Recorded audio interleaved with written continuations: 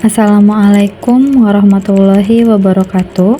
Perkenalkan, nama saya Konitatun Amalia Putri dengan NIM A11122104. Saya membuat video ini untuk memenuhi tugas UTS dari mata kuliah Teori Belajar Bahasa.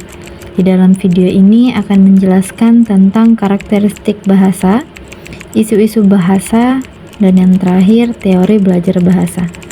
Saya dari jurusan Bahasa dan Sastra Indonesia Angkatan 2022 Universitas Tadulako.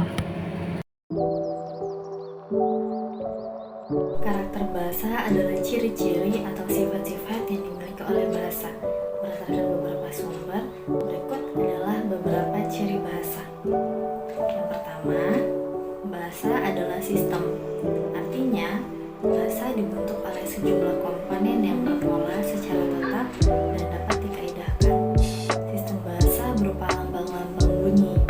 Setiap lambang bahasa melambangkan sesuatu yang disebut makna atau konsep.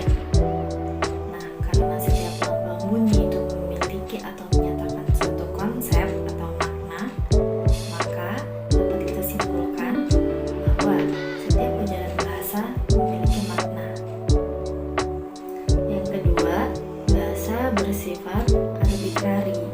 Artinya, hubungan antara lambang bahasa dengan maknanya tidak ditentukan oleh adanya suatu ikatan di antara keduanya, tetapi ditentukan oleh suatu persetujuan di antara para penutur bahasa, maksudnya masyarakat. Nah, yang ketiga, bahasa bersifat konvensional. Artinya, penggunaan bahasa diatur oleh kesepakatan bersama atau konvensi yang berlaku dalam masyarakat. Yang keempat, bahasa bersifat produktif.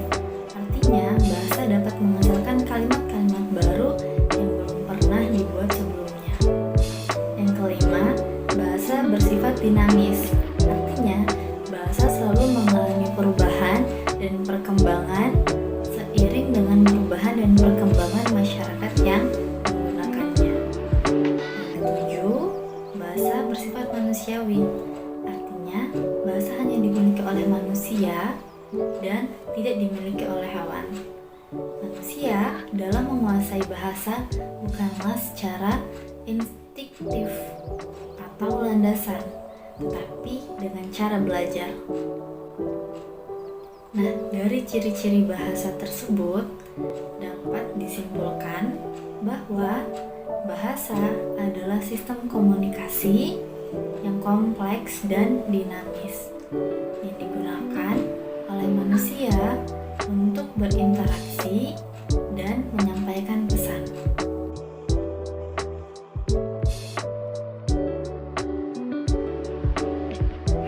Ada beberapa isu dalam bahasa. Yang pertama, penggunaan bahasa dalam teknologi, yaitu seperti perubahan bahasa dalam era digital, termasuk pengaruh bahasa dalam media sosial, pesan teks, dan komunikasi secara online. Nah, selanjutnya ada bahasa dan identitas, seperti bagaimana bahasa digunakan untuk mengidentifikasi diri dan kelompok sosial tertentu, termasuk isu-isu multibahasa dan multikulturalisme. Yang ketiga ada pemertahanan bahasa daerah, seperti upaya untuk melestarikan bahasa daerah dan mengatasi ancaman kepunahan bahasa daerah tersebut. Yang keempat ada pendidikan bahasa, yaitu isu-isu dalam pendidikan bahasa ini termasuk kurikulum, metode pengajaran, dan kemampuan bahasa siswa. Nah, yang kelima ada kebijakan bahasa, seperti bagaimana kebijakan pemerintah dan lembaga pendidikan mempengaruhi penggunaan bahasa dan status bahasa. Yang keenam ada ketidaksetaraan bahasa, yaitu isu-isu terkait dengan ketidaksetaraan akses dan penggunaan bahasa, terutama dalam konteks global.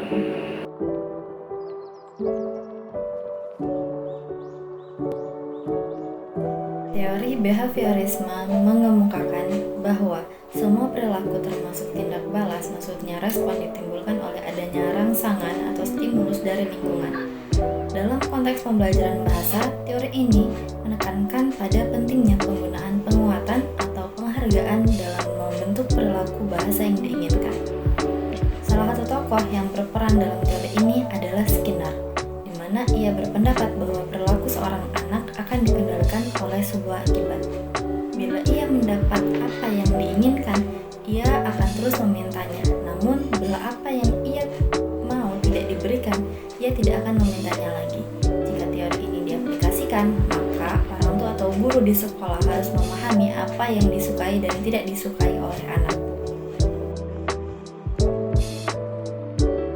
Teori konstruktivisme berpendapat bahwa pengetahuan dibentuk menjadi pemahaman individual melalui interaksi dengan lingkungan dan orang lain. Konstruktivisme mempunyai pemahaman tentang belajar yang lebih menekankan proses daripada hasil. Hasil belajar sebagai tujuan dinilai penting, tetapi proses yang melibatkan cara dan strategi dalam belajar juga dinilai penting. Dalam proses belajar, hasil belajar, cara belajar, dan strategi belajar akan mempengaruhi perkembangan tata pikir dan skema berpikir seseorang sebagai upaya memperoleh pemahaman atau pengetahuan yang bersifat subjektif.